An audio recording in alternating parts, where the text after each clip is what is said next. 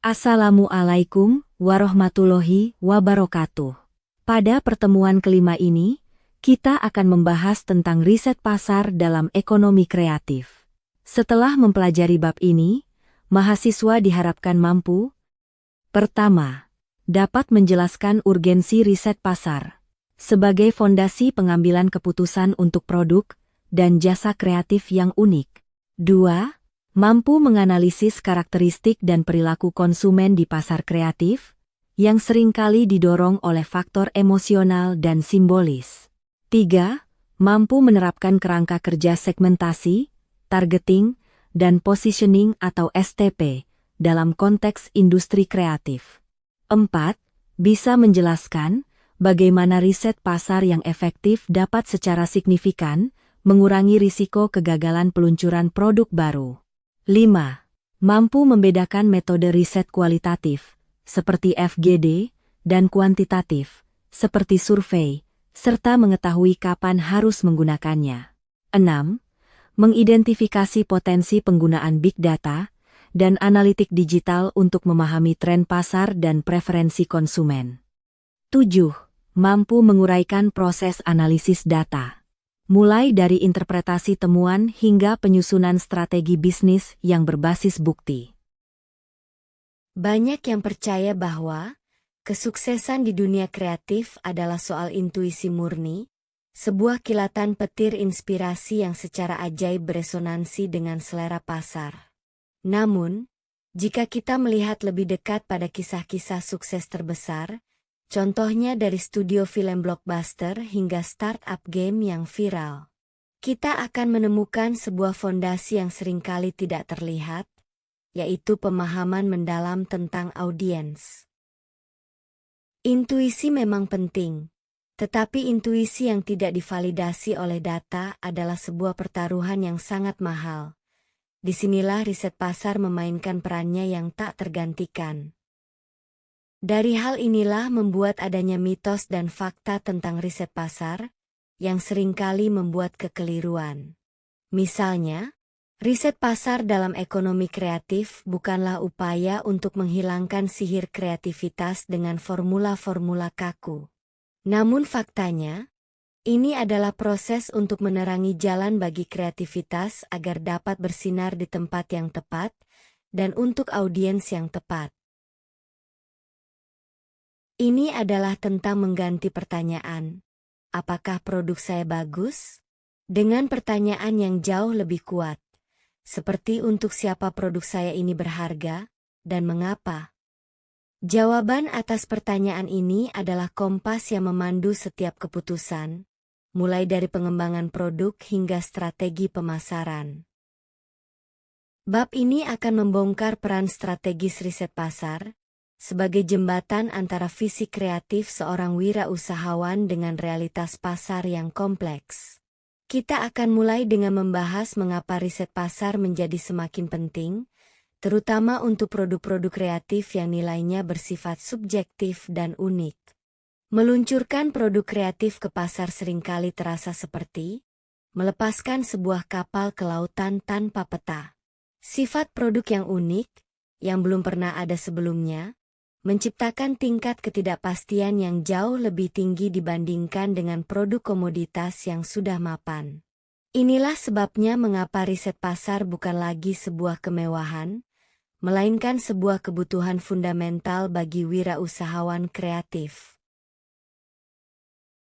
Riset pasar berfungsi sebagai kompas dan radar, yang membantu menavigasi ketidakpastian dengan menyediakan data tentang lanskap pasar, kebutuhan audiens, dan potensi jebakan yang mungkin ada.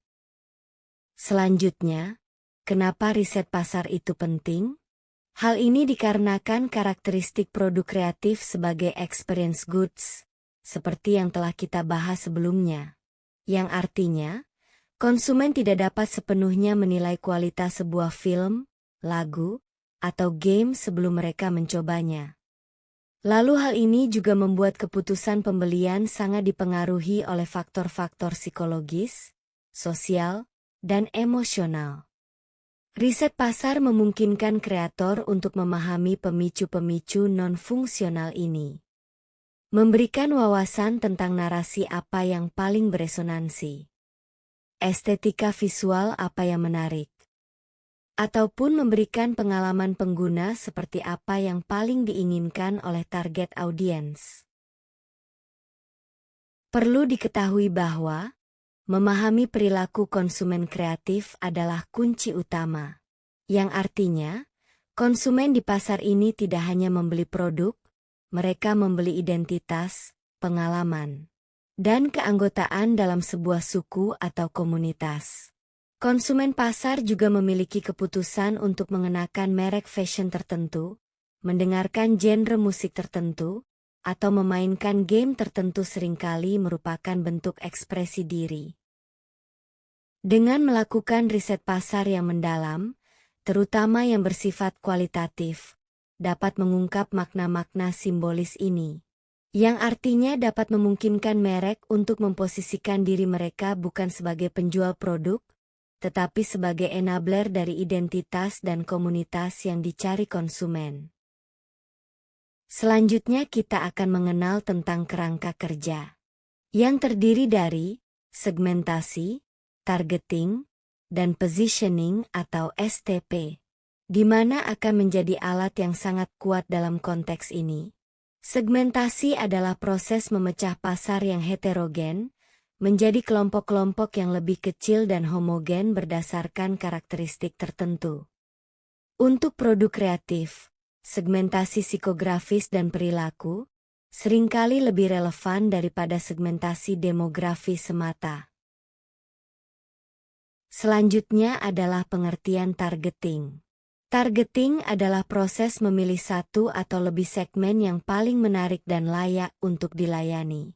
Lalu definisi positioning adalah tindakan merancang penawaran dan citra perusahaan agar menempati tempat yang khas dan diinginkan di benak target pasar.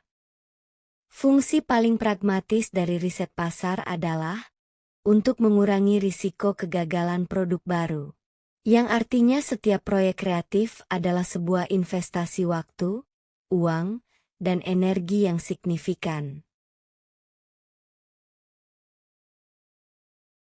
Dengan melakukan riset di tahap awal, dapat membantu mengidentifikasi sebuah masalah dengan menjawab beberapa pernyataan berikut ini, seperti, apakah ada pasar yang cukup besar untuk sebuah ide? Atau pertanyaan tentang bagaimana ide tersebut harus disesuaikan agar lebih sesuai dengan kebutuhan pasar. Lalu yang terakhir, berapa harga yang bersedia dibayar oleh konsumen?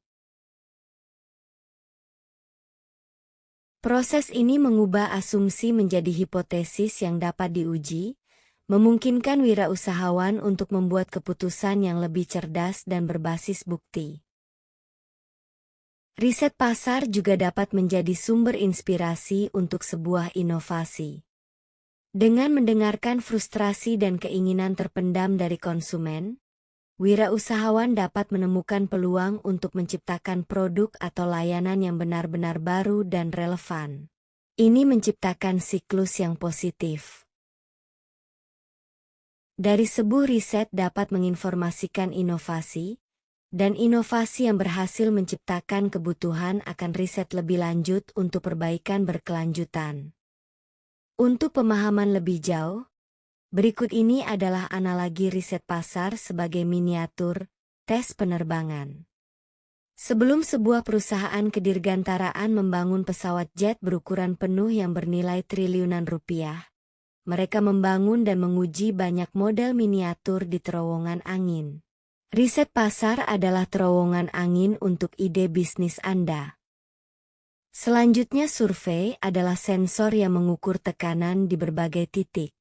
Kemudian, FGD adalah saat Anda berbicara dengan para insinyur miniatur untuk memahami mengapa sayap model tertentu berkinerja lebih baik. Lalu, analisis kompetitor adalah mempelajari desain miniatur dari perusahaan lain. Proses ini memungkinkan Anda untuk menemukan kelemahan desain, menyempurnakan aerodinamika atau proposisi nilai, dan memastikan model Anda dapat terbang, atau layak secara komersial sebelum Anda menginvestasikan semua sumber daya Anda untuk membangun versi ukuran penuhnya. Selanjutnya kita akan membahas lebih dalam tentang pemahaman mengenai perilaku konsumen kreatif yang seringkali mencari identitas dan makna alih-alih sekadar fungsi akan menjadi landasan utama. Perilaku konsumen di pasar kreatif memiliki keunikan tersendiri karena keputusan pembelian seringkali didorong oleh faktor-faktor hedonis dan simbolis, bukan semata-mata utilitarian. Konsumen tidak hanya mencari fungsi, tetapi juga pengalaman emosional, stimulasi estetika, dan ekspresi identitas diri. Contohnya adalah seseorang yang membeli tiket konser bukan hanya untuk mendengarkan musik, tetapi untuk merasakan energi keramaian dan menjadi bagian dari komunitas penggemar. Memahami motivasi intrinsik ini sangatlah penting. Konsumen kreatif juga sering bertindak sebagai prosumer, yaitu konsumen yang sekaligus menjadi produsen atau co-creator. Mereka tidak pasif, melainkan aktif berpartisipasi dalam membentuk budaya di sekitar produk. Misalnya dengan membuat fanfiction, modifikasi game, atau remix lagu. Merek yang berhasil adalah yang mampu memfasilitasi dan merangkul partisipasi komunitas ini, bukan melawannya. Riset pasar etnografi digital, seperti mengamati percakapan di forum online atau grup media sosial, bisa menjadi cara yang efektif untuk memahami dinamika komunitas ini.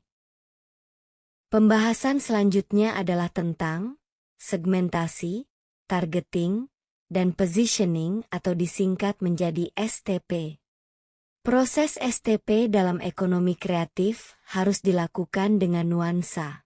Contohnya segmentasi pasar untuk sebuah novel fantasi. Segmentasi ini mungkin lebih efektif jika didasarkan pada jenis pengalaman membaca yang dicari. Misalnya, pencari pelarian, pencari tantangan intelektual, daripada hanya berdasarkan usia.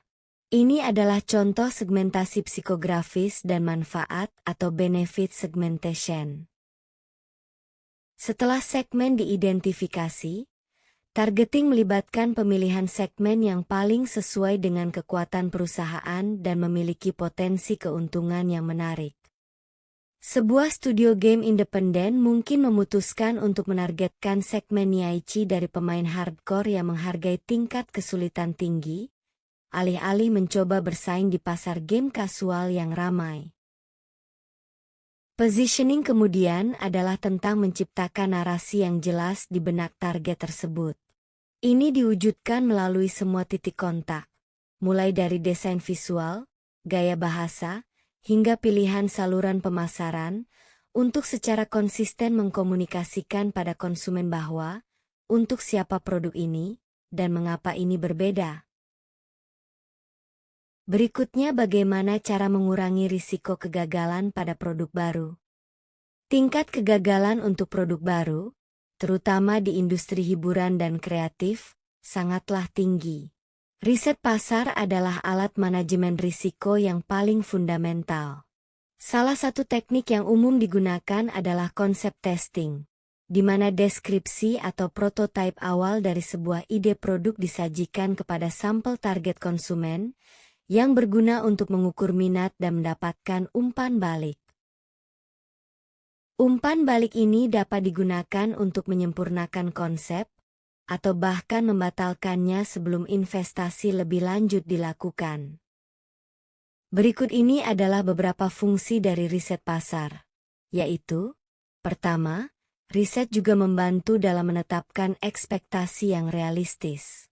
Kedua, riset permintaan pasar dapat memberikan estimasi ukuran pasar potensial dan proyeksi penjualan. Informasi ini sangat penting saat menyusun rencana bisnis dan mencari pendanaan dari investor, seperti yang akan dibahas di bab 7 nanti. Sehingga, dengan data di tangan, wirausahawan dapat berargumen berdasarkan bukti bukan hanya keyakinan, yang secara signifikan meningkatkan kredibilitas dan mengurangi risiko finansial dari usaha baru. Selanjutnya, kita akan masuk ke dalam tentang berbagai metode dan alat riset pasar, baik yang kualitatif maupun kuantitatif, akan dibedah secara praktis. Setelah memahami pentingnya riset pasar, langkah selanjutnya adalah memilih metode dan alat yang tepat untuk mengumpulkan data. Sebenarnya tidak ada satu metode pun yang cocok untuk semua tujuan. Pilihan metode bergantung pada pertanyaan riset, anggaran, waktu, dan kedalaman informasi yang dibutuhkan. Secara umum, metode riset pasar terbagi menjadi dua kategori besar, yaitu riset kualitatif dan riset kuantitatif. Keduanya menjawab jenis pertanyaan yang berbeda dan seringkali digunakan secara komplementer untuk mendapatkan gambaran yang holistik. Langsung saja kita ke pengertian riset kualitatif. Riset kualitatif bertujuan untuk menggali pemahaman yang mendalam tentang mengapa di balik perilaku manusia. Metode ini tidak menghasilkan data numerik yang dapat digeneralisasi secara statistik, tetapi memberikan wawasan yang kaya tentang motivasi, persepsi, dan emosi konsumen. Salah satu metode kualitatif yang paling populer adalah Focus Group Discussion atau FGD atau diskusi kelompok terfokus. Sedangkan riset kuantitatif bertujuan untuk mengukur dan menguji hipotesis dengan data numerik. Metode ini menjawab pertanyaan, berapa banyak, atau seberapa sering. Alat yang digunakan adalah survei atau kuesioner.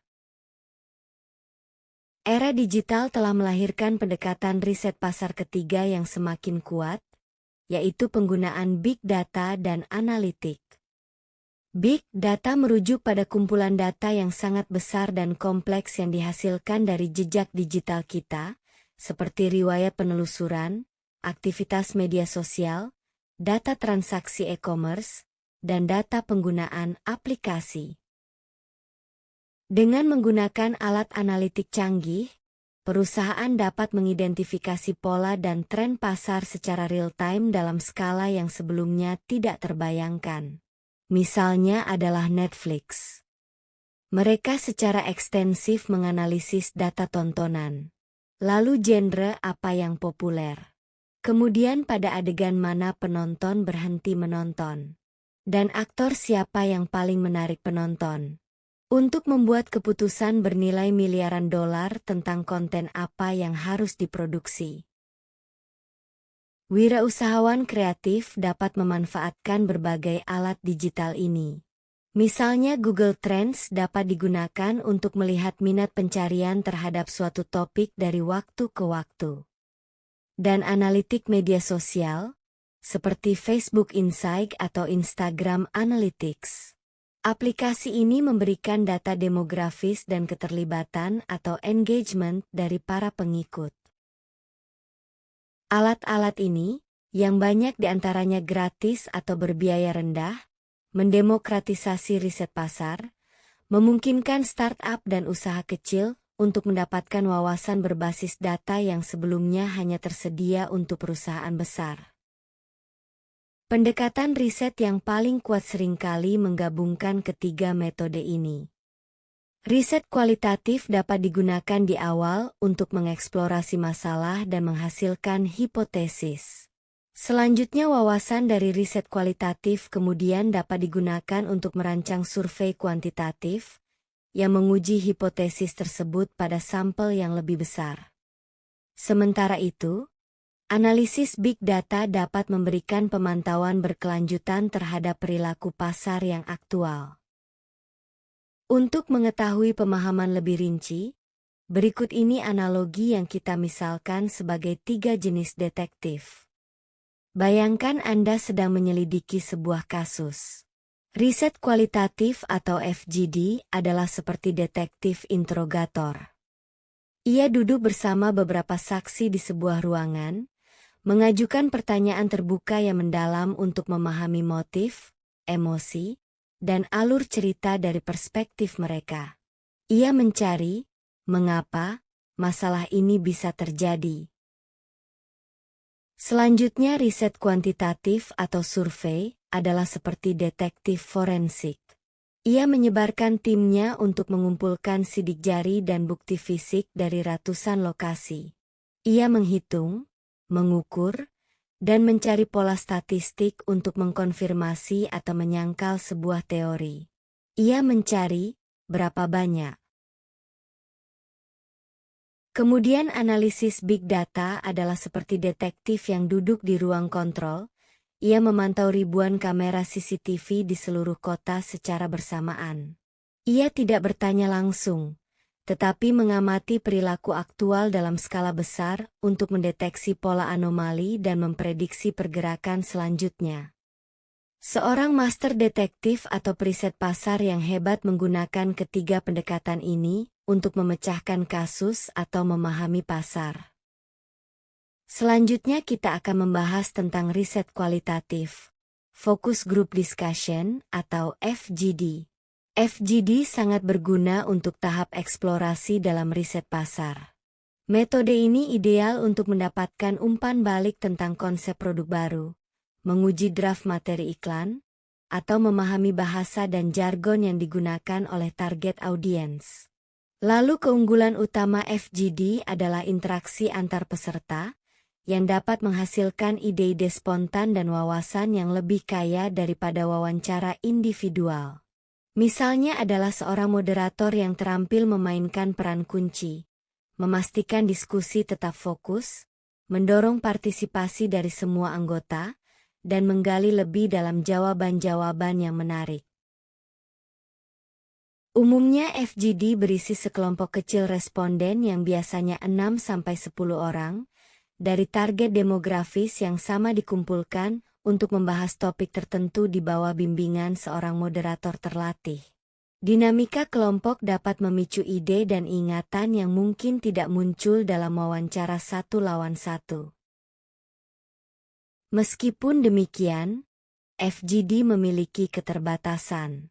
Hasilnya tidak dapat digeneralisasi secara statistik ke populasi yang lebih luas karena ukuran sampel yang kecil.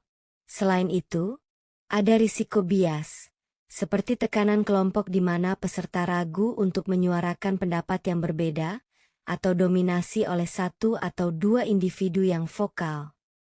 Oleh karena itu, wawasan dari FGD harus diperlakukan sebagai hipotesis yang perlu diuji lebih lanjut dengan metode kuantitatif. Pembahasan selanjutnya adalah tentang riset kuantitatif. Dengan menggunakan survei online dan kuesioner, survei online adalah metode yang sangat efisien untuk mengumpulkan data dari sampel yang besar dan tersebar secara geografis. Tujuannya adalah untuk mengukur sikap, preferensi, dan perilaku, serta mengidentifikasi hubungan statistik antar variabel. Adapun kegunaan dari sebuah survei diantaranya adalah untuk mengetahui persentase target pasar yang bersedia membayar harga tertentu untuk sebuah layanan. Dan bisa juga digunakan untuk mengidentifikasi fitur produk mana yang paling penting bagi mayoritas pengguna. Namun, keberhasilan sebuah survei sangat bergantung pada dua hal, misalnya pada kualitas kuesioner. Pertanyaan yang diberikan harus jelas, tidak ambigu, dan tidak menggiring. Tipe pertanyaan yang bisa digunakan misalnya, pilihan ganda, skala Likert, pertanyaan terbuka, serta harus dipilih dengan cermat sesuai dengan informasi yang ingin didapatkan. Selanjutnya pada kualitas sampel dapat dilihat dari sampel respondennya, harus merepresentasikan target populasi yang ingin diteliti. Jika tidak, hasilnya akan bias dan tidak akurat. Berikut ini contoh platform survei modern, seperti Google Form dan SurveyMonkey. Platform di atas menjadi sangat populer karena biaya yang rendah, kecepatan pengumpulan data, dan jangkauan yang luas. Platform ini seringkali menyediakan alat untuk menargetkan responden berdasarkan kriteria demografis dan minat tertentu untuk membantu mengatasi masalah ini. Metode dan alat riset pasar yang terakhir adalah penggunaan Big Data untuk tren pasar. Big Data telah mengubah riset pasar dari aktivitas retrospektif atau melihat ke belakang, menjadi prediktif atau melihat ke depan. Dengan menganalisis data historis dalam jumlah besar, perusahaan dapat membangun model untuk memprediksi tren masa depan. Contohnya pada industri musik. Mereka menggunakan data streaming dari Spotify dan data percakapan dari media sosial untuk mengidentifikasi artis pendatang baru yang berpotensi menjadi hits. Umumnya bagi wirausahawan, Big Data dapat dimanfaatkan dalam skala yang lebih kecil.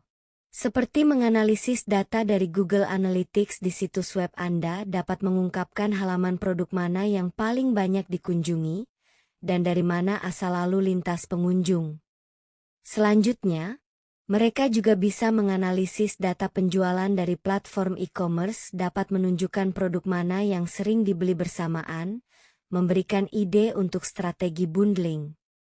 Terakhir, memanfaatkan data-data yang sudah tersedia ini memungkinkan pengambilan keputusan yang lebih cepat dan lebih akurat berdasarkan perilaku aktual konsumen, bukan hanya pada apa yang mereka katakan dalam survei.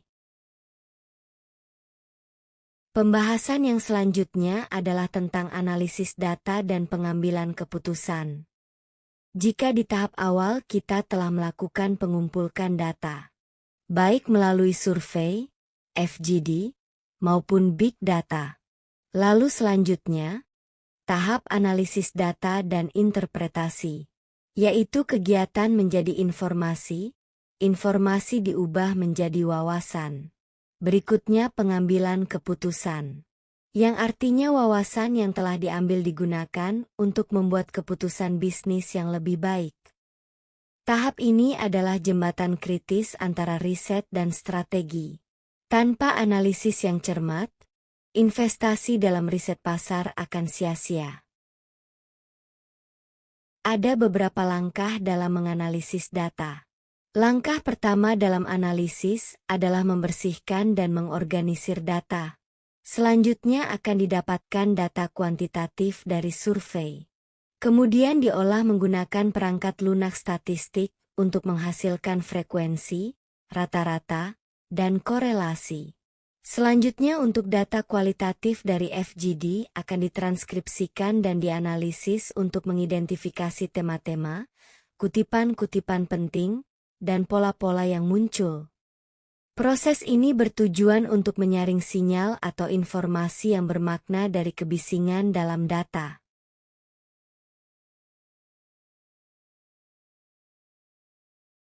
Setelah data terorganisir, langkah selanjutnya adalah interpretasi.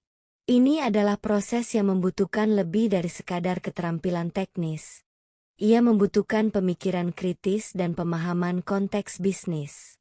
Angka yang menunjukkan bahwa 70% responden menyukai desain produk A daripada desain B adalah informasi.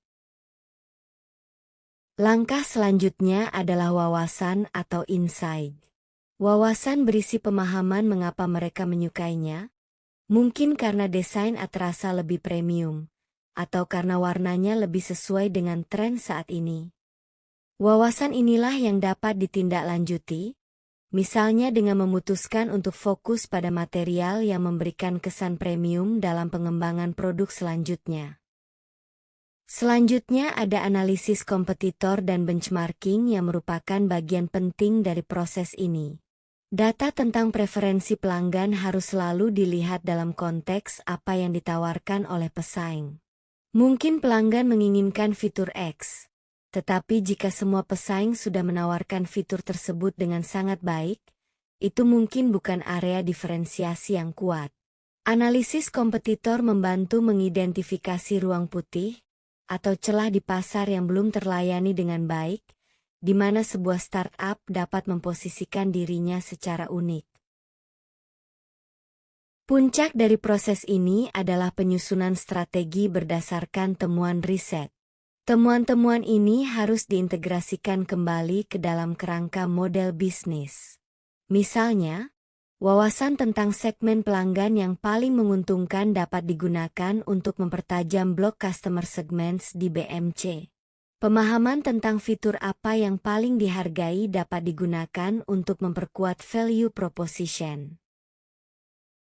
Informasi tentang berapa banyak yang bersedia untuk dibayar pelanggan akan menginformasikan revenue streams dan strategi harga. Keputusan yang didasarkan pada data tidak berarti menghilangkan intuisi wirausaha. Sebaliknya, data berfungsi untuk menginformasikan dan mempertajam intuisi tersebut.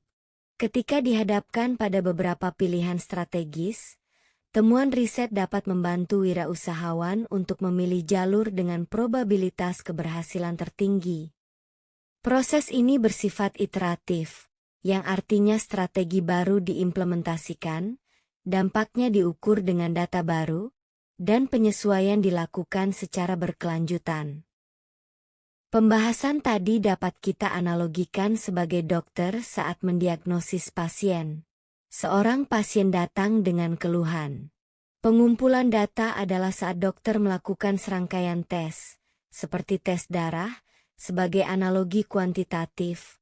Lalu saat dokter bertanya tentang riwayat dan gaya hidup, kita analogikan sebagai kualitatif, dan melihat rekam medis elektronik, kita analogikan sebagai big data.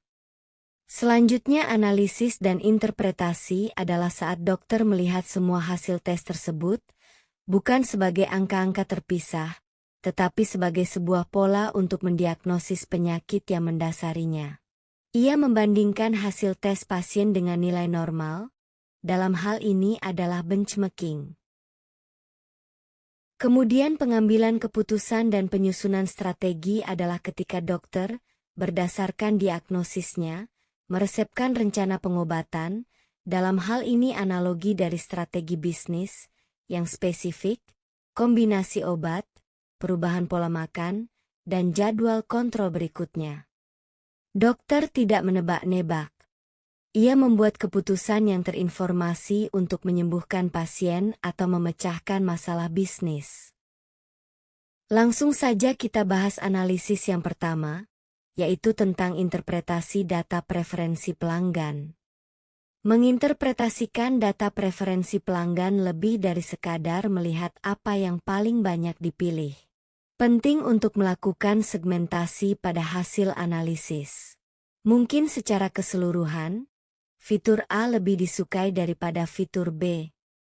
Namun, jika data disegmentasi, bisa jadi ditemukan bahwa segmen pelanggan yang paling loyal dan berdaya beli tinggi justru sangat lebih menyukai fitur B. Wawasan tersegmentasi seperti ini jauh lebih berharga dan dapat mengarah pada keputusan untuk fokus pada segmen niche yang lebih menguntungkan. Selanjutnya analisis conjoint adalah teknik statistik canggih yang sering digunakan untuk memahami preferensi.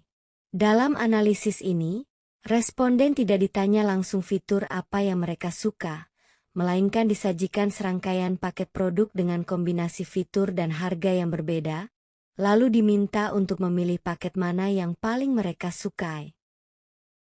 Dalam analisis ini, responden tidak ditanya langsung fitur apa yang mereka suka, melainkan disajikan serangkaian paket produk dengan kombinasi fitur dan harga yang berbeda. Lalu diminta untuk memilih paket mana yang paling mereka sukai. Dengan menganalisis pilihan-pilihan ini, periset dapat menghitung nilai atau utilitas relatif dari setiap fitur, sehingga dapat membantu perusahaan membuat keputusan trade-off yang optimal dalam desain produk.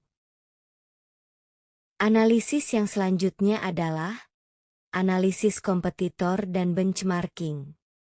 Analisis kompetitor ini melibatkan identifikasi siapa pesaing utama baik secara langsung maupun tidak langsung, dan evaluasi sistematis terhadap kekuatan dan kelemahan mereka. Ada berbagai macam cara menganalisis kompetitor, yaitu menganalisis situs web dan media sosial mereka. Lalu kita juga bisa mencoba produk mereka secara langsung. Dan yang terakhir adalah dengan membaca ulasan pelanggan tentang mereka. Tujuan dari menganalisis kompetitor adalah untuk menjawab pertanyaan-pertanyaan seperti, apa proposisi nilai unik mereka? Lalu siapa target pasar mereka? Dan apa strategi harga mereka? Benchmarking adalah proses membandingkan metrik kinerja bisnis Anda. Misalnya, tingkat konversi situs web dan biaya akuisisi pelanggan, dengan standar industri atau kinerja kompetitor terbaik. Ini membantu menetapkan target yang realistis dan mengidentifikasi area di mana bisnis Anda berkinerja di bawah standar dan memerlukan perbaikan. Benchmarking dapat memberikan sebuah konteks, yaitu dapat mengubah data internal dari sekadar angka menjadi indikator kinerja yang lebih bermakna.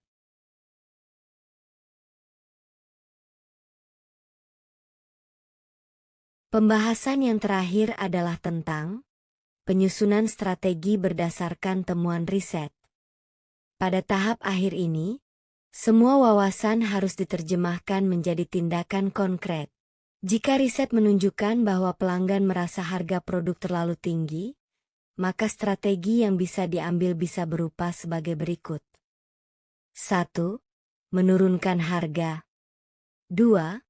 Meningkatkan nilai yang dirasakan melalui perbaikan fitur atau branding untuk membenarkan harga.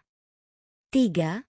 Menargetkan segmen pelanggan yang berbeda yang kurang sensitif terhadap harga. Pilihan strategi akan bergantung pada analisis biaya, manfaat dan keselarasan dengan visi jangka panjang perusahaan. Berikut ini tips penting dalam penyusunan strategi. Yang pertama adalah, cobalah untuk mempresentasikan temuan riset dalam format yang jelas, visual, dan berorientasi pada tindakan kepada seluruh tim. Daripada menyajikan tabel data yang rumit, gunakan grafik, kutipan pelanggan, dan persona pengguna untuk menceritakan kisah di balik data. Ini memastikan bahwa seluruh organisasi, dari tim produk hingga pemasaran, memahami mengapa di balik keputusan strategis yang diambil dan dapat bekerja secara sinergis untuk mencapai tujuan yang sama. Rangkuman materi kita tentang riset pasar dalam ekonomi kreatif adalah sebagai berikut. Pertama, riset pasar sangat penting bagi produk kreatif yang unik untuk mengurangi ketidakpastian, memahami nilai subjektif, dan memvalidasi intuisi dengan data. Kedua, konsumen kreatif seringkali didorong oleh kebutuhan hedonis, simbolis, dan ekspresi identitas, sehingga riset perlu menggali motivasi-motivasi ini. Ketiga, kerangka STP atau segmentasi, targeting, dan positioning dapat membantu wirausahawan untuk fokus pada segmen pasar yang paling menarik dan menciptakan citra merek yang khas. Keempat, metode riset pasar terbagi menjadi kualitatif, yaitu untuk memahami mengapa, contoh FGD, dan kuantitatif, yaitu untuk mengukur berapa banyak, contoh survei online. Kelima, Big Data dan analitik digital menyediakan sumber wawasan baru yang kuat dengan menganalisis jejak perilaku aktual konsumen secara real-time. Keenam, definisi analisis data adalah proses mengubah data mentah menjadi wawasan yang dapat ditindaklanjuti melalui interpretasi, analisis kompetitor, dan benchmarking. Ketujuh, temuan riset pasar harus diintegrasikan kembali ke dalam model bisnis untuk menginformasikan dan mempertajam strategi produk, harga, dan pemasaran.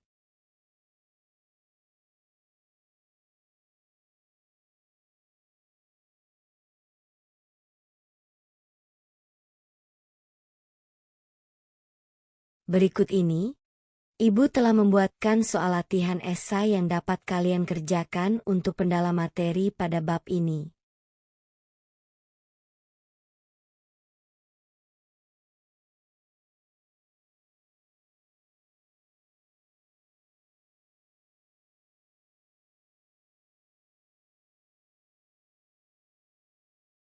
Demikian pembahasan kita mengenai riset pasar dalam ekonomi kreatif hari ini.